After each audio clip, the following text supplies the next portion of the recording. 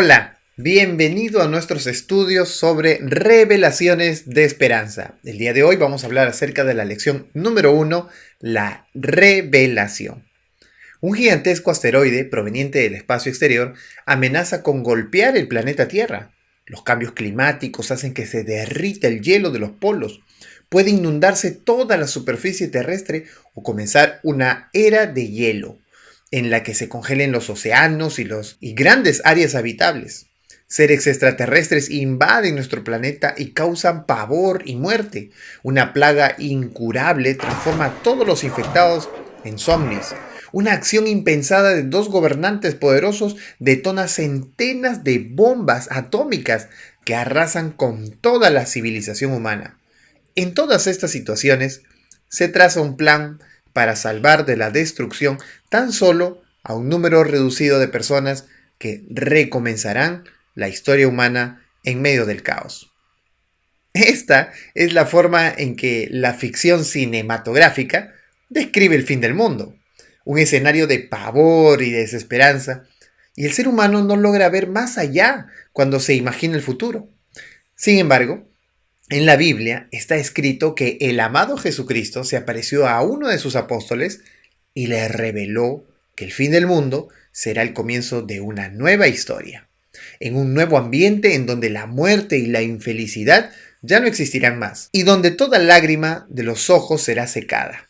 Hay un plan de salvación gratuito y disponible para todos los que deseen ser salvos de la destrucción final. En este estudio vamos a descubrir juntos lo que el Apocalipsis en verdad es, que revela a Jesucristo como la esperanza que necesitamos para vivir.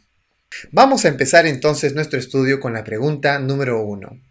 ¿Qué significa la palabra griega Apocalipsis? ¿Será misterio, revelación o código? ¿Cuál de las tres elegirías tú? Bueno, para saber cuál es la respuesta correcta, vamos a ir al texto de Apocalipsis capítulo 1, versículo 1, y dice: la revelación de Jesucristo que Dios le dio para manifestar a sus siervos las cosas que deben suceder pronto, y la declaró enviándola por medio de su ángel a su siervo Juan. La palabra Apocalipsis proviene del griego Apocalipsis, que significa revelación. En el libro de Apocalipsis se descorre un velo, se abre un velo, y podemos ver el futuro desde la perspectiva de Dios. En la cultura popular se asocia siempre esta palabra de Apocalipsis con catástrofes y con el fin del mundo. Pero ese no es el punto central de este libro bíblico. Se ha confundido muchas veces que el Apocalipsis lo único que hace es narrar eventos terribles y decir que eso es el fin del mundo. Pero a pesar de que señala momentos muy difíciles de la historia, su mayor revelación es la de Jesucristo. Su origen y tema central del libro es Jesús. En esta revelación, la historia del dolor y el sufrimiento da lugar a una vida feliz y eterna. Entonces, ¿cuál de las tres elegiste tú? ¿Misterio, revelación o código? Perfecto, la respuesta correcta es revelación. Sigamos entonces ahora con la pregunta número 2. ¿Qué afirmación hace Jesús respecto de quien estudia el libro de Apocalipsis?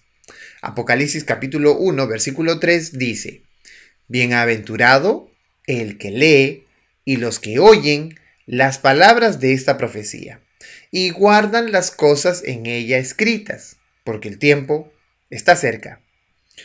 Cuando conocemos el contenido de Apocalipsis y guardamos lo que está escrito en él, podemos tener la seguridad de que las promesas de Jesús se cumplirán en nuestra vida. En toda la Biblia, Él nos promete un mundo nuevo, libre de todo mal. La eterna felicidad acompañará a quienes se dediquen a estudiar la revelación. Por esa razón el texto dice: bienaventurado el que lee, oye y guarda. Bienaventurado, es decir, dichoso, es decir, feliz. La felicidad que el libro de Apocalipsis nos señala no es simplemente de saber los eventos terribles que han de suceder. sino todo aquel que lee, que oye y guarda en su corazón las promesas de este libro para un futuro muy cercano será dichoso. Así que la afirmación que Jesús hace respecto al libro de Apocalipsis es que vas a encontrar felicidad. Pregunta número 3. ¿Por qué podemos creer en las Sagradas Escrituras? Bueno, para eso vamos a leer el texto de 2 de Pedro capítulo 1 versículo 21. Y dice, porque nunca la profecía fue traída por voluntad humana, sino que los santos hombres de Dios hablaron siendo inspirados por el Espíritu Santo. La Biblia fue inspirada por Dios mismo, por medio del Espíritu Santo. Fue escrita durante un periodo que abarcó 1600 años aproximadamente y por más de 40 autores de culturas diferentes. Las principales evidencias de su inspiración divina son esa unidad temática, es decir, que a pesar de que hayan existido tantos autores bíblicos en tantos años, todos permanecen con una unidad especial de lo que van a decir. Uno complementa al otro. Además de sus profecías cumplidas, la fidelidad histórica y arqueológica que uno puede encontrar en base a la Biblia.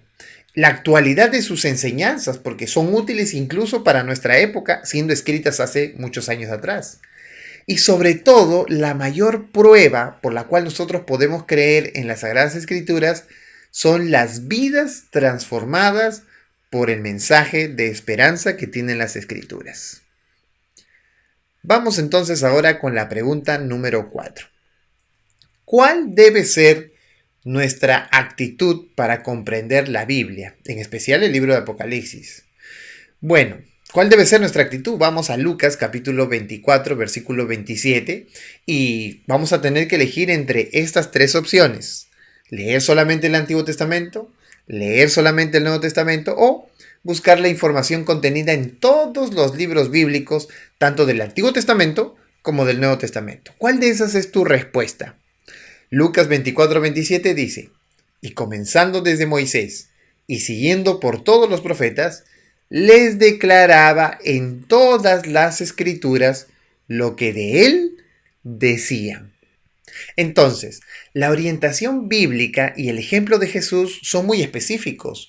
Para comprender la Biblia es necesario permitir que ésta se explique a sí misma. En el texto se dice que Jesús empezó a declararles lo que Moisés decía de él, lo que los profetas decían de él, lo que los salmos decían de él, es decir, toda la escritura hablaba acerca de Jesús. Así que la misma Biblia debe explicarse a sí misma. La clave para comprender los símbolos del Apocalipsis están en el mismo libro de Apocalipsis y también en el Antiguo y el Nuevo Testamento. Así que la respuesta correcta es buscar la información contenida en todos los libros bíblicos, tanto el Antiguo como el Nuevo Testamento. Vamos entonces ahora con la pregunta número 5. ¿Por qué Dios se reveló en algunas circunstancias por medio de parábolas y símbolos? La respuesta se halla en Lucas capítulo 8, versículo 10. Y dice allí, y les dijo, a vosotros os he dado conocer los misterios del reino de Dios, pero a los otros por parábolas, para que viendo no vean y oyendo no entiendan. Qué interesante. Jesús habló por medio de parábolas para que su mensaje fuera entendido solamente por aquellos que tenían interés en las cosas espirituales. De la misma forma, en el Apocalipsis, Dios codificó esa revelación sobre el futuro del mundo para que las personas pudiesen comprenderla solamente si se relacionaban con Dios. Jesús, en su sabiduría, presentó mensajes en un lenguaje comprensible para sus siervos. Es decir, cuando nosotros leemos el Apocalipsis y a veces no encontramos la manera de entenderlo, recuerda que solo se va a poder entender si nosotros hemos tenido un compromiso con el resto de la Biblia, con la escritura del Antiguo Testamento, con la del Nuevo Testamento y con el interés de querer aprender. Y entonces el mismo Dios que escribió la escritura hará que te revele el significado de lo que estás leyendo. Pregunta número 6. Entre los símbolos del Apocalipsis, ¿qué significa el Cordero? Apocalipsis capítulo 5, versículo 6 nos va a dar la respuesta.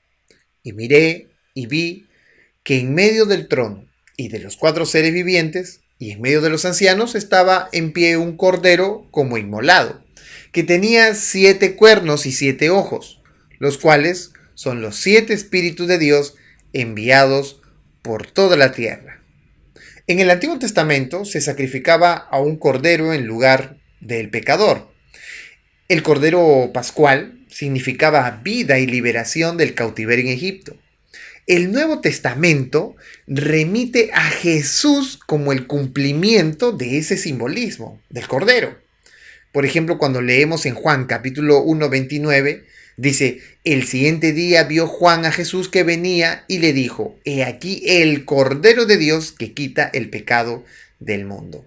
Entonces, podemos darnos cuenta que la misma Biblia identifica quién es el Cordero del Apocalipsis. Obviamente, se trata de Jesús. ¿Qué significa entonces el Cordero en el libro de Apocalipsis?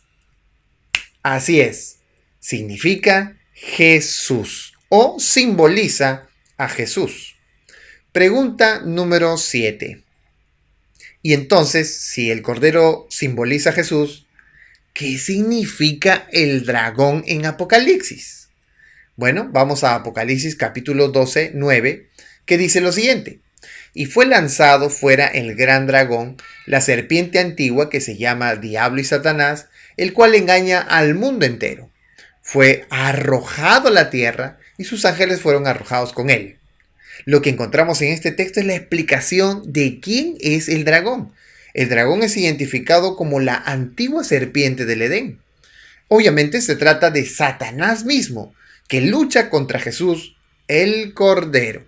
Así que, ¿quién es el dragón en Apocalipsis? Sí, directamente Satanás. Pregunta número 8. ¿Qué significan las aguas en el Apocalipsis? Apocalipsis capítulo 17, 15 dice, y me dijo también, las aguas que has visto, donde la ramera se sienta, son pueblos, muchedumbres, naciones y lenguas. ¿Te estás dando cuenta que el libro de Apocalipsis se interpreta a sí mismo? Apocalipsis 17:15 dice que las aguas representan simbólicamente a pueblos, a naciones, a ciudades, a muchedumbres. Así que las aguas simbolizan a pueblos, a ciudades, a naciones. Pregunta número 9. ¿Qué advertencias nos da Dios para cuando interpretamos las profecías? Bueno, tenemos 3 opciones. ¿Podemos dar a las profecías el significado que querramos? ¿Qué dices tú? Segundo, ¿tenemos libertad para eliminar de las profecías los textos con los que no estemos de acuerdo? Y tercero, ¿debemos interpretar las profecías iluminados por el Espíritu Santo y preservar la palabra profética sin agregar ni quitar nada? ¿Con cuál de estas 3 te quedas tú? Bueno, vamos a leerlo en la Biblia. Segunda de Pedro 1:20 dice, entendiendo primero esto, que ninguna profecía de la Escritura es de interpretación privada. Entonces, ¿cuál es la advertencia de Dios para cuando nosotros interpretamos las profecías? Exactamente, debemos tener cuidado de interpretar de acuerdo a nuestro trasfondo, a nuestra gana, a nuestro deseo. Es decir, ponerle a una palabra o a algunos de los textos un significado que yo quiero. Dice el texto que la escritura ha venido por el Espíritu Santo y obviamente no es de interpretación de cada persona. No hay varias interpretaciones. Hay una sola y el Espíritu Santo, quien escribió, nos ayudará a que nosotros podamos entender cuál es la interpretación correcta, ya que es el mismo Espíritu que guió su escritura. Por lo tanto, cuando leemos el Apocalipsis debemos orar siempre para que podamos ser bendecidos por Dios y sobre todo para que podamos entender su palabra. Pregunta número 10. ¿Cuál es la síntesis del mensaje del libro de Apocalipsis? Bueno, vamos con 3 opciones. El bien y el mal existirán para siempre y debemos conformarnos con eso. ¿Qué dices tú? ¿Esa es tu respuesta? O La salvación, la gloria y el poder le pertenecen a Dios. Bueno, ¿cuál es la síntesis del mensaje? O tercera opción, el diablo y sus instrumentos de engaño serán derrotados definitivamente. Bueno, Apocalipsis capítulo 12, versículo 10 tiene la respuesta. Dice sí, entonces oí una gran voz en el cielo que decía, ahora ha venido la salvación, el poder y el reino de nuestro Dios y la autoridad de su Cristo, porque ha sido lanzado fuera el acusador de nuestros hermanos, el que los acusaba delante de nuestro Dios día y noche. Y ellos le han vencido por medio de la sangre del Cordero y de la palabra del testimonio de ellos, y menospreciaron sus vidas hasta la muerte. Obviamente Dios nos ofrece por medio de Cristo la salvación, el poder y el reino. Esa es la respuesta correcta. Al aceptar el sacrificio de Cristo, nosotros podemos vencer al acusador y sobre todo podemos vencer la muerte. Esa es la gran síntesis del libro de Apocalipsis. Pregunta número 11. ¿Por qué el anuncio en el Apocalipsis de una destrucción es un mensaje de esperanza? Apocalipsis capítulo 20, versículo 10 dice, y el diablo que los engañaba fue lanzado en el lago de fuego y azufre, donde estaban la bestia y el falso profeta, y serán atormentados día y noche por los siglos de los siglos. ¿Será que mensajes como estos nos pueden entregar paz y esperanza?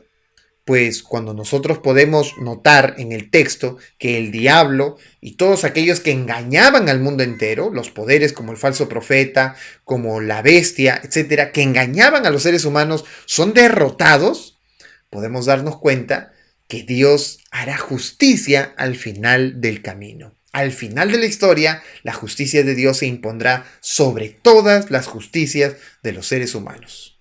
Entonces, esos mensajes de destrucción para otros son también de esperanza para otros, para nosotros, para los que amamos la justicia, para los que queremos seguir a Dios.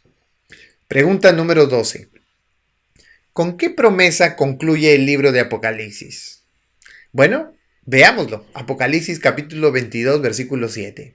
Dice así, he aquí vengo pronto. Bienaventurado el que guarda las palabras de la profecía de este libro.